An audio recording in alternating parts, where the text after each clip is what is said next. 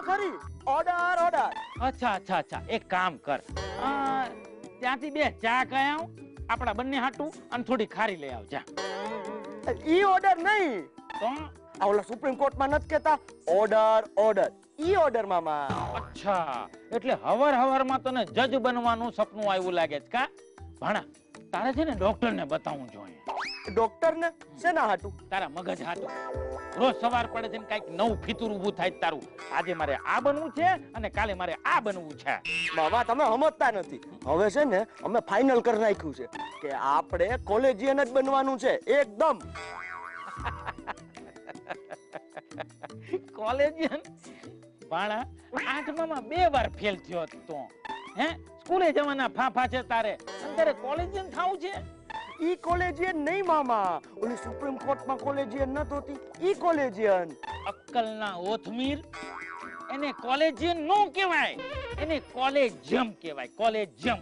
હા, યમરાજ વાળું યમ. ડોબા, આમાં યમરાજ ક્યાંથી આવ્યા? સોરી મામા, પણ આ કોલેજિયમ એટલે શું? જો, આ સુપ્રીમ કોર્ટના હંધાઈ જજ રહ્યા ને, એમની નિમણૂક કોણ કરે? મોદી સાહેબ. ના આવે. રાષ્ટ્રપતિ? ના. આ તો બધાથી વધારે લાંચ લેતા હોય એ અધિકારીઓ. ના હવે, એની નિમણૂક કરે આ કોલેજિયમ. કોલેજિયમ? તો કોણ છે આ કોલેજિયમ કાકા? આ કોઈ કોલેજિયમ કાકા નથી. આ કોલેજિયમ એટલે સુપ્રીમ કોર્ટના જે જજો હોય ને એની એક પેનલ છે, અને આ પેનલ નક્કી કરે કે સુપ્રીમ કોર્ટના જજ કોણ બનશે. આલે મામા, આ જજ લોકો નક્કી કરે કે કોણ જજ. હા, તો આ જજ લોકોની એક્ઝામ ના હોય? ના. તો આ જજ લોકો એક્ઝામ નો લે? ના, એ લોકો એમ જુએ કે આ જે છે એ સુપ્રીમ કોર્ટના જજ થવાને લાયક છે કે નહીં. તો એનો મતલબ ઈમ કે આ કોલેજિયમ હારે જેને હારાહારી રાખી હોય, જેને મસ્કા પોલીસ કરી હોય, જેને વાલા થઈને કામ કરવું હોય, એને ચાન્સ મળે એમ ને મામા?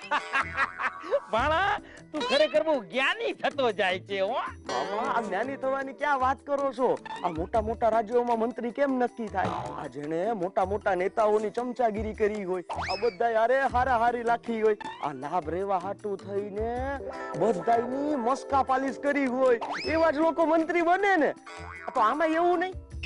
આમાં એવું ન હોય. પણ આ એવું? આ તો આપણા ઓલા ઉપરાષ્ટ્રપતિનું નામ શું?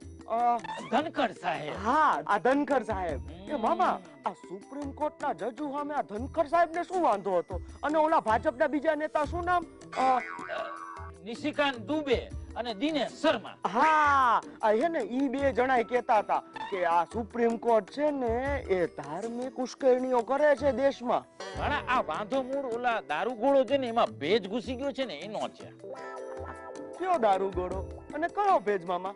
જો સાંભળ, મેં તને અગાઉ જણાવ્યું હતું ને કે આ વકફ બોર્ડનો જે કાનૂનમાં સુધારો છે ને એ છેક 11 વર્ષ પાછળ લાવવાનું કારણ શું? શું હતું? ભૂલી ગયો મામા. જો ભાણા, મેં તને કીધું તું ને કે હવે ભાજપ પાસે આ ધાર્મિક વિખવાદો ઉભો કરવાનો જે દારૂગોળો હતો ને એ પતી ગયો. આ 370 હતો એ પણ પતી ગયું. આ રામ મંદિર એ પણ બની ગયું. એટલે હવે એની પાસે બીજો કોઈ વિકલ્પ નતો, એટલે એમણે આ વકફ બોર્ડનું જે હલાડું છે ને એ ઊભું કર્યું છે. હા, યાદ આવી ગયું મામા. પણ આ હલાડનું સુપ્રીમ કોર્ટમાં શું છે? ઈ તો છે ભાણા, આ વકફ બોર્ડ કાનૂન નામનો જે દારૂગોળો છે ને એમાં સુપ્રીમ કોર્ટે અમુક વાંધા કાઢ્યા છે, અમુક ખામીઓ ગોતી કાઢી છે, અને એનો જવાબ સરકાર પાસે માંગ્યો છે. અચ્છા મામા, તો આજે દારૂગોળોમાં ભેજ ઘૂસી ગયો તો એ સુપ્રીમ કોર્ટનો એમ ને? હા, વાહ ભાણા વાહ, હવે સમજાણું. આ ભાજપ વાળાને કોલેજિયન સિસ્ટમ આમે વાંધો પડ્યો છે, સમજ્યો? હા મામા, બરોબર સમજી ગયો.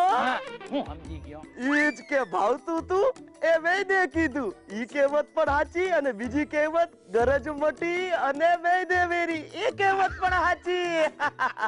વાહ ભાણા વાહ, તું સમજી ગયો હો.